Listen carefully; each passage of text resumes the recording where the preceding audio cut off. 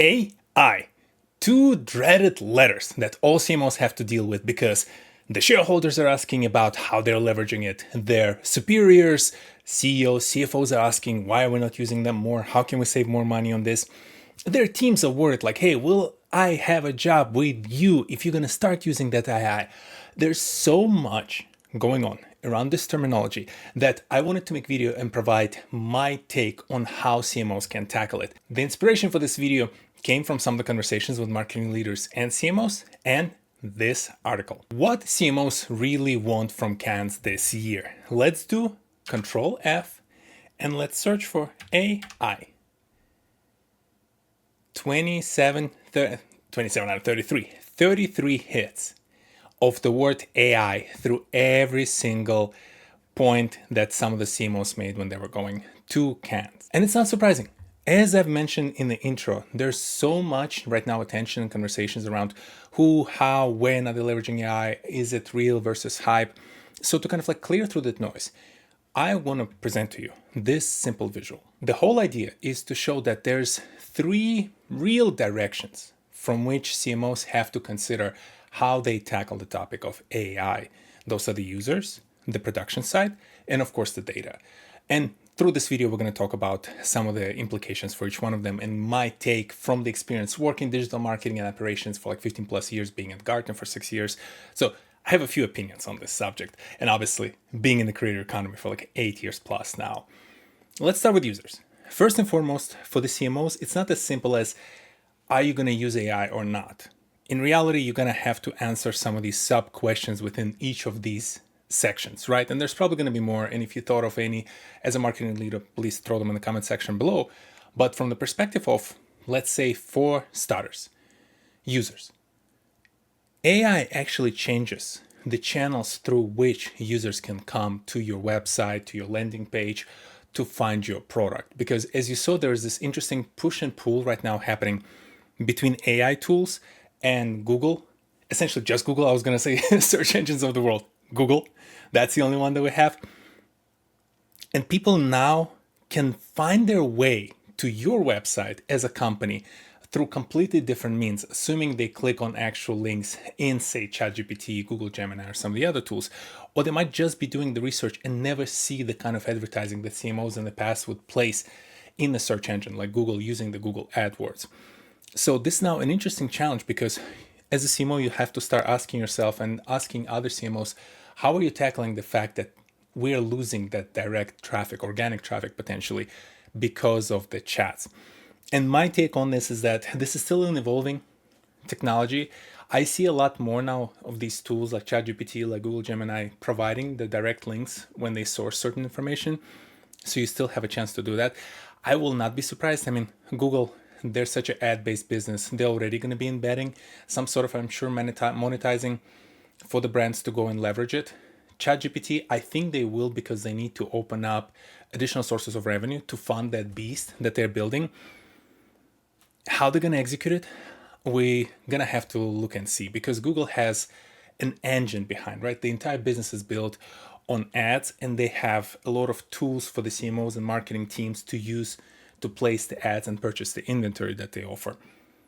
ChatGPT, it's a completely different beast. They're right now equipped and they have the teams and the resources to tackle specifically AI models, and there's some rumors about the hardware.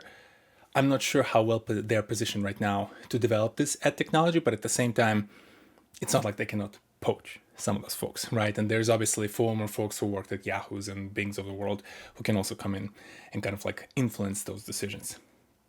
This starts flying into the next topic, so search and discovery and the regulation. From search and discovery perspective, that kind of like piggies back on what I just mentioned earlier, right? As those channels evolve, you now have to consider the fact that there's going to be a lot of this, as I said, flow, right, between what we used to be, which was purely search, versus the discovery process where you can potentially creatively place the ads within your interactions with, say, free version of ChatGPT or Google Gemini by essentially watching what the person says, the kind of questions they ask, and maybe as a company sneaking in some answers that are actually paid links for different products or services that they might be researching. That discovery process gonna change the way also folks behave, right? In the sense of Today, and I think for the past year or so, Google search even evolved in the sense that early on you had to be very specific and say homes New York, and they would give you kind of like, okay, here's a list of homes and here's the New York geographical location. Over the years, Google tried to make search more conversational, so you could say what are the best places to live or what are the best boroughs to live in New York, and that would influence and would say, okay, I need to give you some combination of quality assessment, maybe cost assessment, some of the other things. So search engine got better. These all AI tools now take it to the whole nother level. So as a CMO, you need to start kind of like paying attention to the technology that's out there, the ad technology specifically, for how they're going to go and embed that information in those conversations. I think it's doable. I absolutely think they will, because that's a source of revenue, and just the subscriptions alone for using premium versions of those AI tools, I don't think is the way to go about it for those companies. So we will see ad tech companies, whether it's homegrown within companies like OpenAI, Google, Microsoft, or some other startups that develop the tech that then kind of like piggyback off of that technology that those mastodons of AI develop, we will see that technology coming in. So as a CMO, I would recommend you strongly to go and pay attention, right, to how that will evolve and what kind of tools will be available. And the third point there was the regulation, and regulatory environment will have to evolve and change as well. Right now, it's kind of like catching up. There are obviously countries like the United States where they're trying to like deregulate and say, hey, there's not going to be any regulation at state level for the next 10 years if the bill is passed for AI. But Europe is usually very different, and I expect Europe to be a little bit ahead when it comes to regulatory environment for AI specific kind of like engagement with the users. Because if you think about it, there's been this library of bills and laws developed, like GDPR around data privacy, specifically when it relates to social media and search engines, right? That kind of like all slowly becomes not irrelevant, but not as directly applicable to AI tools, right? And because of the fact that AI doesn't necessarily age verify, for example, right?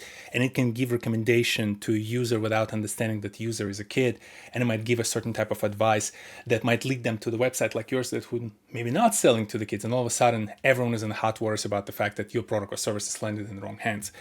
So from a regulatory perspective, I think you also want to pay attention to what kind of laws are there, which one of these tools are obeying by those laws, or like maybe leading the charge even in a regulatory environment.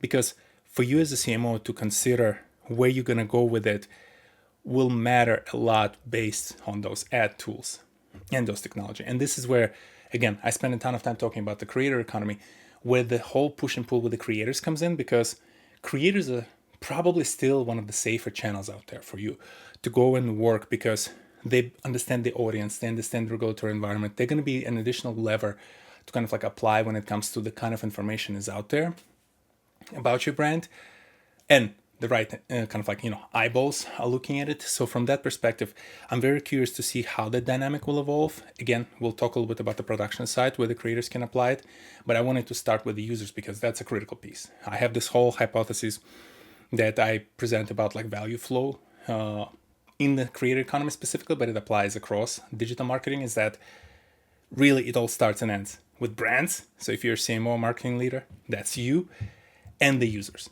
Those are alpha and omega of this entire world, right? If one of those does not exist, nothing else exists. There's no commercial relationship. There's no exchange of money and value between those parties. None of us can participate and do these things. So users is an important factor. And when it comes to AI, we'll talk about in a second about tech specifically for your teams and how you're going to use it. But I would recommend to start actually thinking about implications for the user, where you're going to find them, and how that all is regulatory impacted based on all different bills and laws, and people just trying to catch up with this technology. Now, the second area that I think the CMO should be paying attention to when it comes to working with AI is actually the data. Again, we'll talk about production in a second, especially if you're a creator, I'm sure you're interested, but it's important for you to understand how marketing leaders and CMOs think about these problems, because this is where the revenue comes in to support the creator economy. So all of you need to understand kind of like how CMOs think and the kind of challenges that they're facing. And in this case, when it comes to data, the reason I bring it up is that production still needs time to catch up. And again, we'll talk about it in a second. I'll stop teasing it. Data is where it is right now in terms of like the easiest way to apply it. On one part, we'll talk about in a second that there's some reality versus hype when it comes to applying the word AI to these technologies, but also it's important because when it comes to the existing technologies, the easiest ones to adopt will be the ones that are touching the data. And let's talk about it in a second. Kind of like going off of a regulatory environment, right, for the users. Part of it is also kind of like comes back to the data side, specifically when it comes to data governance, right? One of those challenges with these AI tools is that they pretty much claim all the data that passes through those chats that users have with their tool, right? Whether it's, again, Google Gemini, whether it's OpenAI's ChatGPT. For you as a CMO, when you start looking at some of these tools that are available out there, some of these interesting startups that I'm sure come to your team constantly pitching, hey, this is the next best thing, how we're going to go and chase your ROI, double, triple, 10x your ROI, because you're going to have such a much better understanding of the data.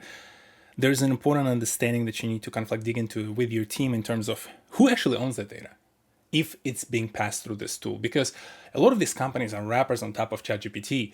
And so are they just putting all your data that you collected, maybe through the AdSense, through some of the other channels, all the campaigns that you ran, and you want to try to analyze it and kind of like come up with some interesting perspectives on the ROI of those campaigns to decide where you're going to allocate your next budget? Because CFOs are asking CMOs about it, right? Constantly. How you then going to store that data and where it's going to pass through is very important, because it's a sensitive intelligence that can help you get ahead of your competitors.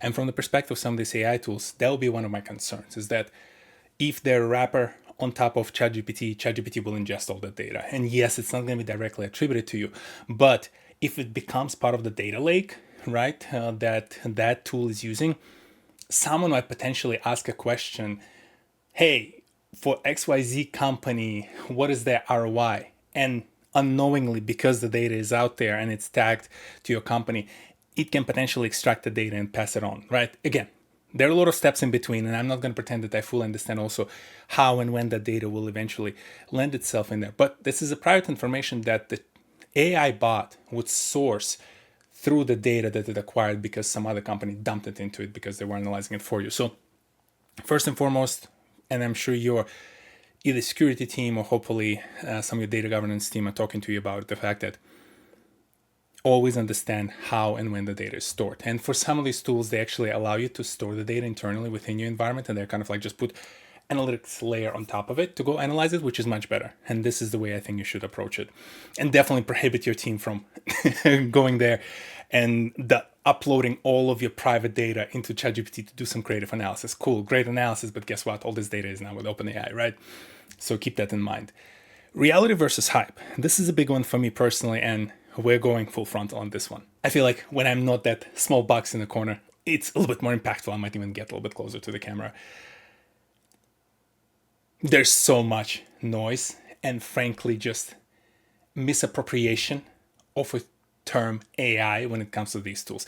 Like, and I might be conservative or aggressive, I guess. I might be aggressive. 75%, if not more, of those tools that are out there pitching, raising millions of dollars, getting billion-dollar valuations like that, either, as I said, wrappers on top of ChatGPT, Gemini, tools like this, so they basically just provide a better UI, maybe a cleaner UI, more specified UI for what you're doing, and they funnel all the data through the model. Hopefully not DeepSeek, that's a whole other conversation. Or they're just your standard machine learning tools, just better analytics tools that run like multivariable regression on the back end that essentially just now put the label AI on the box so that then they can sell it to the investors at like 10x valuation.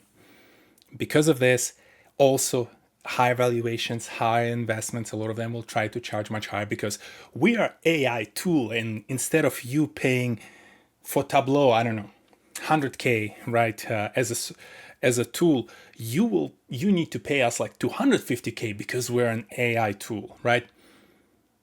Because of this, it's very important to consider the needs and the actual execution of those tools, right? The needs from your side. Hey, would a couple of pretty visuals help you make better business decisions? I beg not. I'm a big fan of table, bar chart, maybe a pie chart, and some bullet points. If you cannot explain the business in those forms, you're overcomplicating it, in my opinion, and especially when it comes to the executive level. like a CMO. It needs to be nice, plain and simple. The team needs to prove that they understand it without some fancy spider charts. Those have a place, but not in my primary playbook. Let's put it this way, my bias. Now, if you don't need those, can you accomplish the same level of analysis based on the data that you have where the tools already exist? And I'm sorry, Excel and Google Sheets are still very powerful tools, no matter what people say. You can still do a lot with them, and you don't need to necessarily overcomplicate it. Yes, if you have massive sets of data that you downloaded, say, from Google Ads, and you want to do some interesting analysis, that can be very useful. And again, coming back to data governance point, you can go about it in different ways depending on the kind of tool you're using. But I would strongly consider, like, what are you actually going to get out of it? And what is your potential ROI just specifically from using the tool? And then coming back to the side from the perspective of those companies, definitely worth for your team to ask questions around where this tool is coming from, what they're actually doing, dig a little bit deeper into maybe some of the technology behind it, just to understand, like, are you overpaying? Like, if just because of the label AI, they're charging 2x, say, for the subscription, is there more, like, your like legacy, I guess, at this point, SaaS company out there that provides the same level of service that you need to support those needs that you have, doesn't have label AI, which means doesn't have AI premium on the annual fee that you're going to pay. And finally, the accuracy of the output, and this is the big one for AI specifically. AI hallucinates, right? You have to keep that in mind. Your team cannot just like blindly setting aside data governance, just plow the data and take whatever that data kind of like outputs and just look at it and say, hey, here's the outcome and this is the ROI for this campaign is the best. We should put all of our money in there. And all of a sudden, a couple of years later, you realize, or not a couple of years, a couple of months later, you realize that you're wasting money and it's not an actual ROI because these tools, again, it's a whole other sidetrack, are built on the subscription basis, right? Because they're built on subscription basis, a lot of these models are built in a way to keep user engaged with them. So to give them the right answers. And the right answers might not be exactly the right answers you're searching for when you're doing data analysis. So even when I use AI tools to kind of like crunch some numbers or do some summaries, I still go to the line level data and double check and see like, hey, can I replicate? If it says that this particular campaign has the highest ROI, can I pull that campaign, do a quick calculation of ROI and see if like percentages match, the numbers match, right? Or is it hallucinating and just coming up with stuff that doesn't even exist there? So that's number one.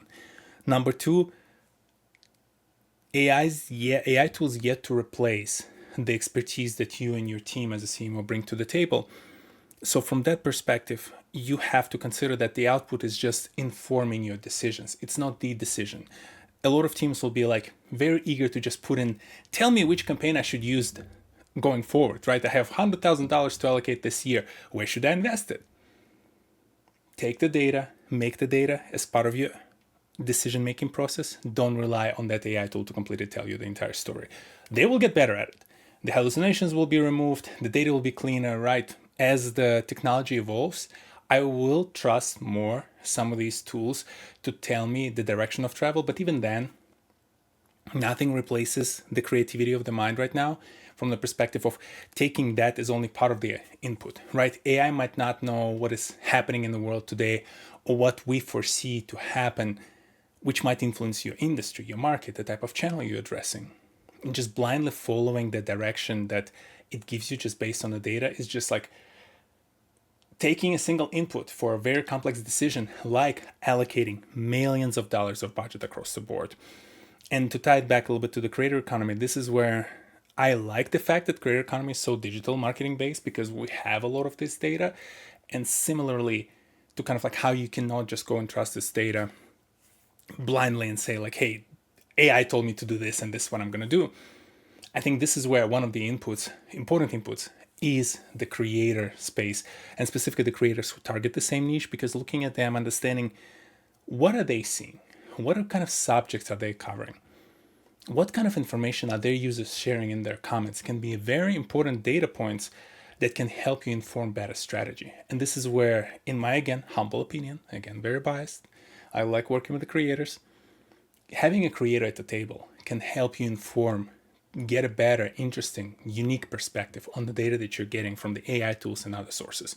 So because of this, I think, again, to summarize this entire section, just be smart about that data, make sure you understand where the data is stored, and don't trust everything that says AI on the tin. It might just be your old school SaaS tool that you can pay a lot less for. Okay, finally, we're here. We're talking production. You saw those VO, you saw those whichever other tools that are out there right now producing the AI videos. You've heard about the company that created AI generated only ad. Your CFO saw it, your CEO saw it. They're like, hey, why are we spending $100,000 on ad production? Can I just pay $200 a month and do it in AI? I don't envy your role. This is where production considerations come in. And as always, let's break it down into a few categories that I think are important to cover. And one of them is exactly that last point, that internal communication. By that I mean, how do you articulate and explain to your board, to your CEO, to your CFO, hey, this is why I am or I am not using some of these AI tools. And we've already covered kind of like a lot of things from the channel perspective, and the user side of things, from the data perspective, and especially data governance. Now, when it comes to the production side of things, you can just show them some of these videos and explain where they're completely lackluster when it comes to the production quality that your brand should expect. Again, your mileage may vary on these points between a smaller startup that is kind of like trying for every single dollar because you want to make the money that you raise last as long as possible, versus an enterprise that has a pretty well-oiled machine and maybe operates on like $100 million plus annual marketing budget. But to me, it's very important to be able kind of like to at least get the teams on the same pace. And the best way I think of it is that if you're not going to find time to be an expert on this subject, it's finding this kind of like AI czar within your team to be able to stay on top of this technology, to be able on a whim, on a quick point, bring up like, hey, here's all the tools that are available. Here's all the different things that are happening. Here's all the things that we've experimented with. Because in many of these cases, in my experience, and it's an unfortunate truth of the corporate world, doing beta runs is a very good way of getting someone off your back when it comes to experimenting. I'm sorry. This is one of my maybe secrets, is that when there's a lot of things going on, you don't have enough resources, you're trying to cover the projects to keep the lights on, and someone shows up on your doorstep, it's like, what are we doing about AI? Sometimes it's easier, instead of fighting back or trying to articulate, hey, this technology is not ready, find someone to help you execute on a very simple use case, show them that you're experimenting with it, and it usually calms people down, because at especially the board level, CFO or CEO level, then be like, hey, Gary got it. Our Gary CMO, he got it. He's doing something interesting with the AI. There's experimentation going on. We're not falling behind, right? You can put it in your board paper. You can put it in your board presentation. You can even talk on your investment call, right? If you're a public company. But all of it is, I think, starts and ends with have someone to be on top of it. It can be you as well. Run a few of those experiments and play around with some of this technology.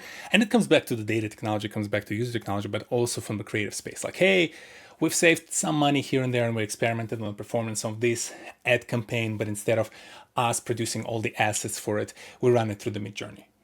And we have some photos that we used, and here's some of the conversion rates. And conversion rates are lower because people clearly can see that this is AI generated right now.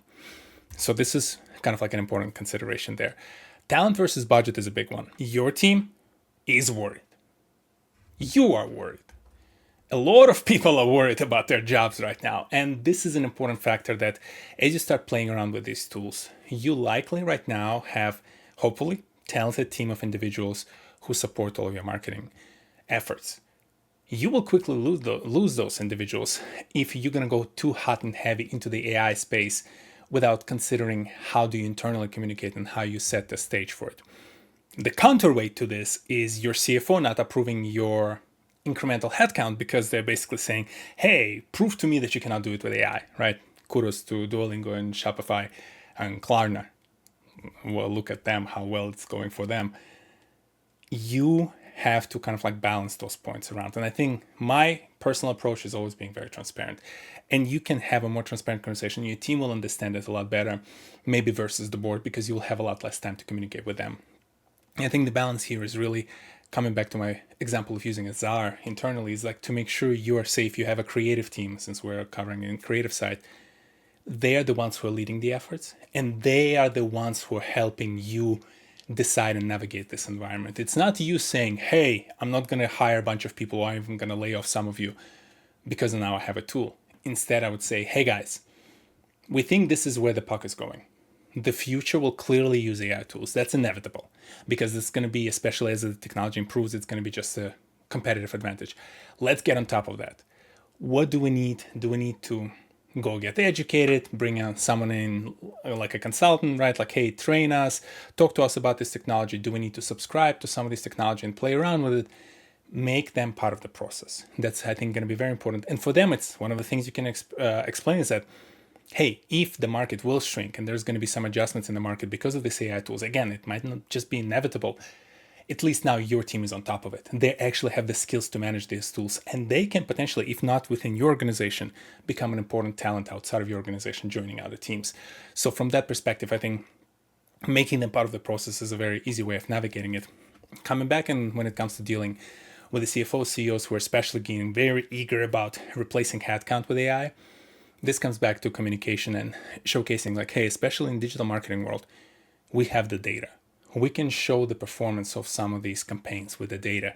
We can put targeted ads using AI visuals versus targeted ads using homegrown creative visuals or visuals that you use while working with the agency. Let's look at the CTR. Let's look at the impressions. Let's look at how many conversions we got from each.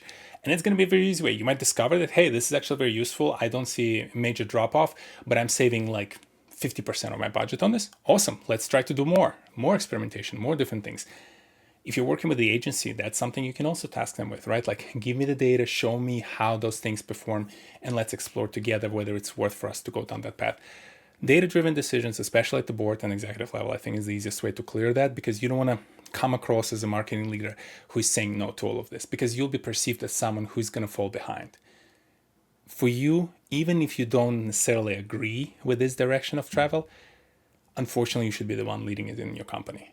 I think there's no other way for you to retain your employment long-term with a company today as a marketing leader if you're not the one who's speaking about AI, at least showing some experimentation. Again, you don't have to be, sitting there putting posters of Altman or whoever else, right, in your room and kind of like praying to the AI gods.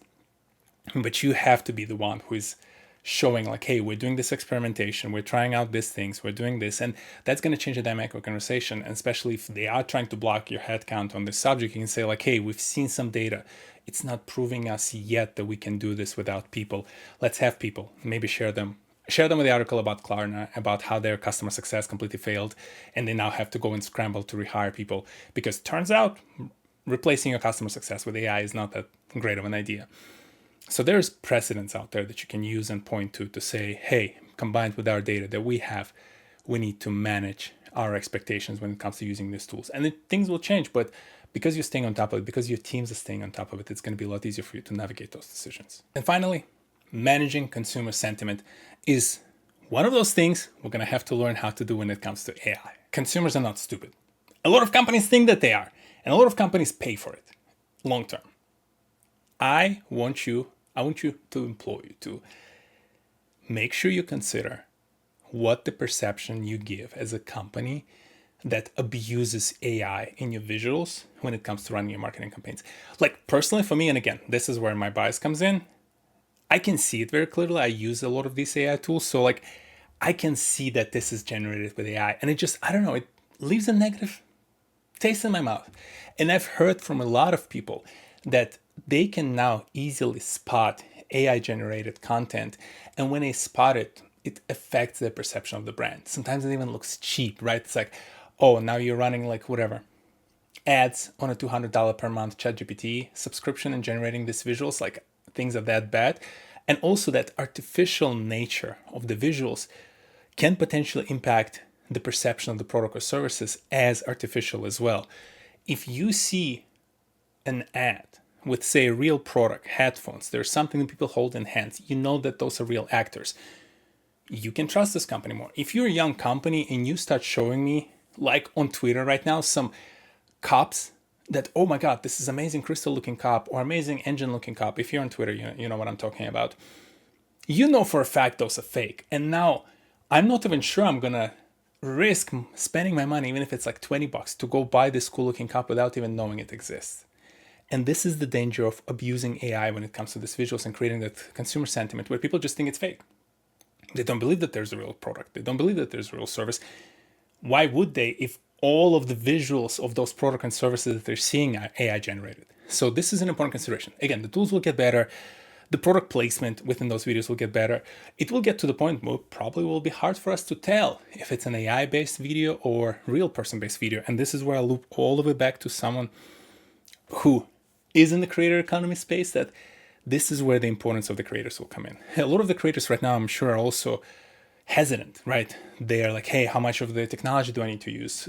Will I be completely replaced? Will the brand drop me because they can replace me now with AI? I beg you not to make that decision yet. Maybe in the future, maybe if there are reasons and the data proves it, sure, your decision to make. But today, if there's one marketing channel where you can demonstrate that the product is real, the services are real, those are the creators. Creators, especially those that have established communities within the niche that you provide the product or service, they have a much better social relationship right now, that parasocial relationship with their audience. And that proof might be something that you need to cross that bridge of mistrust that's going to be created more and more. That gap will widen before it comes back to the more narrow, because I promise you, we're going to hear a ton of stories about companies creating millions of dollars of revenue based on a fake product that they were able to drum up hype for because they used AI to create fake visuals, fake stories, fake everything. And they quickly cashed in, sold a bunch of those things, and went into hiding, or were based in some other country, so legally you cannot even pursue them and claim the money back. I promise you those things will happen, and regulation will catch up, and data governance will catch up. We'll have an improvement in those cases, and they're going to be less and less, but it's going to get worse when it comes to those frauds before it gets better. And I would hate for you to spend hundreds of thousands of dollars generating marketing campaigns using so many AI-based assets and then be caught in that wave of like, they're using only AI. That's a fake thing. Like, I should not be trusting this company. That kind of perception will be hard to come back from, especially if things that I anticipate will happen, and we'll see a lot of these fraudulent companies popping up just purely based on AI. So from that perspective, consider your channels, right? Consider the tools that you can and cannot use right now, or should or should not use right now. And coming back to the creative side of things, keep in mind that especially the perception outside from the users, inside from your team, will matter. And you as a marketing leader will have to lead the charge and communicate all of this and communicate things clearly and be honest about things that, hey, we think will work and things that will not work. Combine it all together. Leverage creators at the table, because those are the real people who understand the market pretty well, and they have that parasocial relationship that they can leverage to help you better understand the market in the world of noise of those AI tools, right? And then when it comes to the internal communication, especially with your board, with your CEOs and CFOs, just keep running those programs, have people on your team who understand how these tools work, show some early data, show that you're staying lockstep kind of like with the market, but also educate and tell them about the caution. I don't know, send them this video. Help them understand that this is going to evolve. It's going to evolve fast.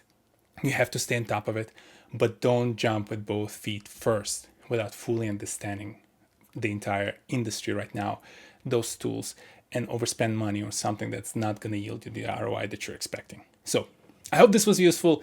Again, if you ever want to talk a little bit more about this, if you want me to come and talk to your team about something like this, reach out. Always happy to chat more. And I will make sure in the next video, we'll talk a little bit more about some of these things with a heavier emphasis on other parts of your organization. But for now, as a CMO, as a marketing leader, I hope you feel a little bit better about how can you navigate those budging questions about, are you using AI yet? I hope this was useful. I'll see you next Saturday. Peace.